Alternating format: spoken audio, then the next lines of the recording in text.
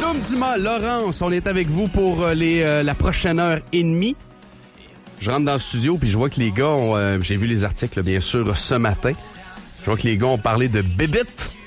Avec Sam Genet de chez ABBA Extermination. Punaise de lit, ça m'arrive. Ouais, ben là, ce que t'as dans tes mains en ce moment, c'est le cycle de vie. Je le connais très bien. De lit. Je le connais très bien, je l'ai eu 2 fois. Ah! Attends, t'as eu des punaises de lit 2 fois? 2 fois. Une fois chez moi puis une fois en voyage. Arc, t'es ramené avec toi, ça veut dire? Non. C'est 2 fois séparées par 2 ans. Mais t'as fait quoi la fois que crois. tu les as vues en voyage? La première fois qu'on les a eus, c'est à la maison. On habitait dans un appartement encore à ce moment-là, vraiment un bloc appartement. Là. On était au 3e étage et c'est la fille du rez-de-chaussée qui en a ramené. Oh, puis ça a monté. Puis c'était il y a plusieurs années. Donc à Québec, on n'était vraiment pas habitué d'avoir ça. On ne connaissait pas ça. À Montréal, ça commençait à faire jaser un peu plus. Il y avait des articles à chaque 1er juillet pour dire les vieux matelas, faites attention, puis histoire de même. Sur le bord du chemin, ramassez pas n'importe quoi. Exactement. Puis les divans, puis ça commençait à jaser un peu plus à Montréal. À Québec, on était très on connaissait pas ça, là. Simplement, même les exterminateurs à Québec, à ce moment-là, c'était encore un petit peu de l'inconnu, même pour eux autres. La fille est allée voir nos propriétaires. Elle leur a dit, ouais, je pense que j'ai des fourmis, là. Alors que ça ressemble même pas à une fourmi! Non, mais elle les a pas vues. Elle juste qu'elle a vu les piqûres, puis etc. Elle pensait qu'il y avait une sorte de fourmi chez elle. Puis elle a dit, je pense que je vais être capable de m'en débarrasser. OK, ils ont laissé ça aller, mais elle a été infestée, mais comme du monde. Mais c'est parce que ça se reproduit à une vitesse incroyable. Et exact. Et nous autres, on était 2 étages au-dessus d'elle. Et heureusement, au moins pour le bloc, c'était très, très bien isolé à l'horizontale. Mais à la verticale, les bébites pouvaient monter. Oh, c'est dégueulasse! Puis ils ont monté de 2 étages. On a été pognés, c'était pendant l'été. On a été pognés avec ça pendant facilement 1 mois et demi à essayer de s'en débarrasser, puis à penser qu'on s'en était débarrassé, puis finalement non, parce qu'il passait par les... Mais il faut tout te relaver ton linge dans ce temps-là. Là. Oh oui. On a vécu dans des sacs de poubelle. Ma blonde est... moi, j'aurais tout laissé ça là, puis j'aurais déménagé, honnêtement. Je pense que j'aurais tout laissé dans l'appartement, les meubles, mon linge, j'aurais tout flambé. Ça change rien? Ben, tu vas juste les amener ailleurs. OK, tu serais parti... Ouais, tu serais pas parti tout nu, là. Je comprends qu'ils peuvent pas être honnêtement, ils peuvent pas être sur toi, par exemple. J'y aurais pensé. Il y a ça, là. Parce que tu te rappelles, je vous l'avais déjà compté en ondes. Une fois, Samuel Genet, justement, de chez ABBA Extermination, était venu dans Marceau le soir nous jaser il était au salon Expo Habitat, puis à un moment donné, on a embarqué sur le sujet des punaises de lit. Mm-hmm. Puis 2 jours avant, j'avais trouvé une bebite normale qu'on trouve dans un appartement. Tu sais, ça arrive des fois, là. Et c'est pas parce que, tu sais, t'es malpropre ou que t'es infesté, là. Dans des vieux blocs à logement, même des nouveaux. Ça arrive des fois que tu trouves une bebite une fois de temps en temps. Mm-hmm. Et là, j'en avais trouvé une sur ma commode, puis j'étais en train de parler sur FaceTime, me semble.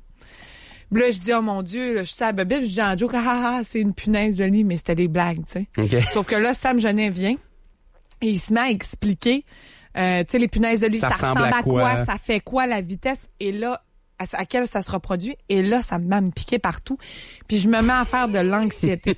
J'ai jamais fait d'anxiété de ma vie, mais je pense que ce soir-là, j'ai passé proche de faire une crise d'anxiété à Marceau, à Sam Genet, puis à moi-même. Ah, maintenant, après, ça me pique partout, je panique, je suis là, je pense que j'en ai chez nous. Là, Sam Genet me dit, regarde chez vous, m'explique tout comment vérifier, puis il dit, s'il y en a, écoute, appelle-moi ABBA Extermination, on va vous aider, on vous déchenoute 24/24. Fait que là, ça me pique partout. J'arrive chez nous, je fais de l'anxiété. J'arrive dans ma chambre.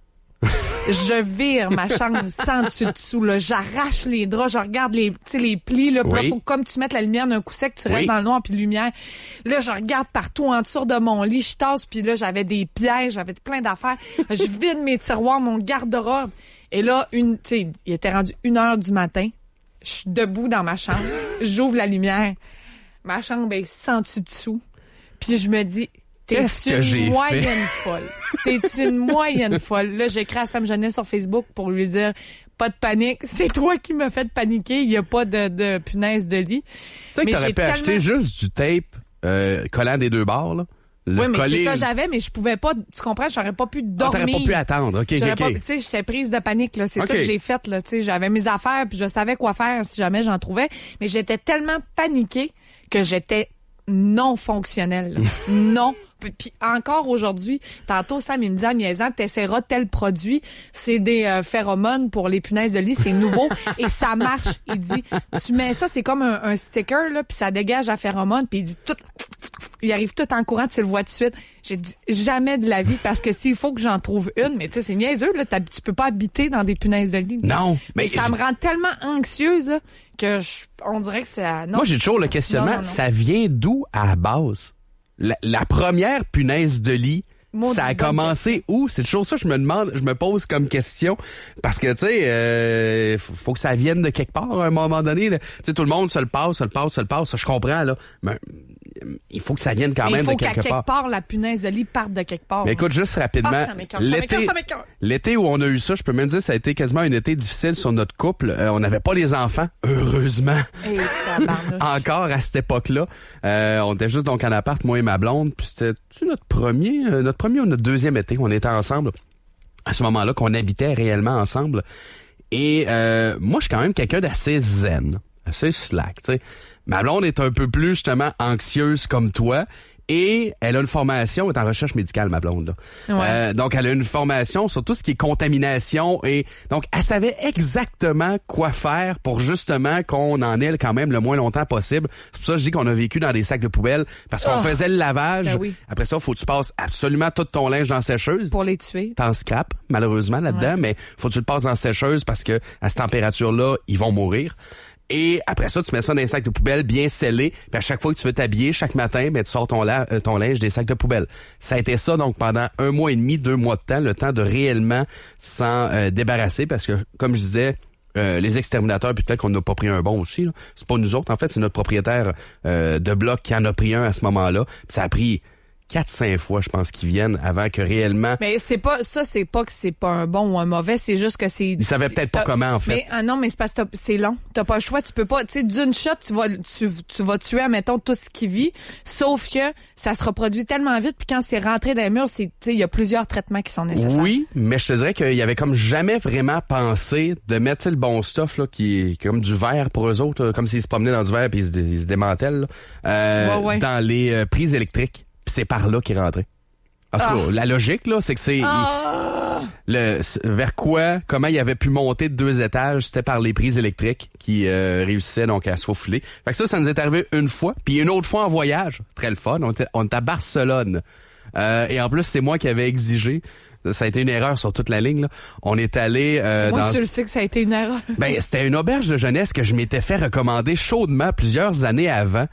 Mais on était un couple, fin vingtaine, même début trentaine, fin vingtaine, je me rappelle bien, à ce moment-là. Et c'était une auberge de jeunesse pour jeunes vingtaines célibataires, là. OK.